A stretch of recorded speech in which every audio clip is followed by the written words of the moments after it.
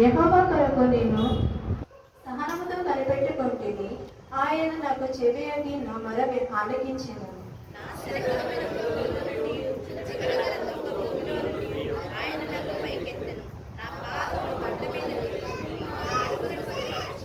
తనకు స్తోత్రూపముగాను కొత్త కీర్తనను మన దేవుడు నా నోట ఉంచెను. అనేకులు దాన్ని చూచి భయభక్తులు కలిగి యెహోవా యందు నమ్మిక ఉంచెను.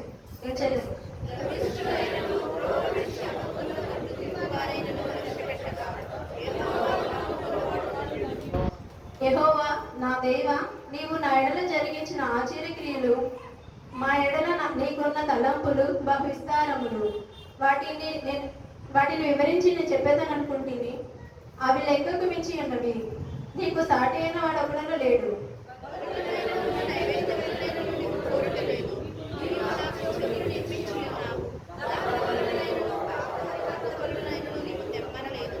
అప్పుడు పుస్తక చిట్టలో నన్ను చూచి వ్రాయబడిన ప్రకారము నేను వచ్చి ఉన్నాను. నా దేవా,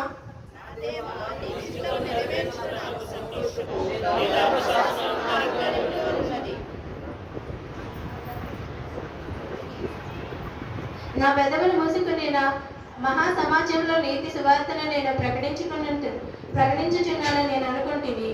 యెహోవా, అవి నీకు తెలిసి ఉన్నవి.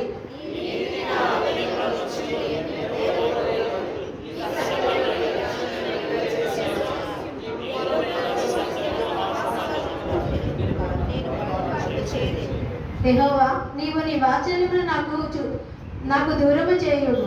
నీ కృపా సత్యములను ఎన్నడూ నన్ను కాపాడను గాక.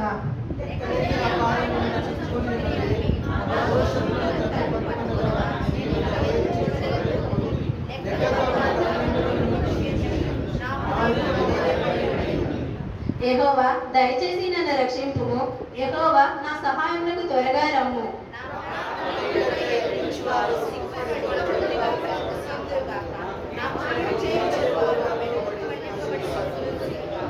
నన్ను చూచి ఆహా ఆహా అని పలుకువారు తమకు కలుగు అపాయమును చూచి విస్మయ నొందుదురుగాక.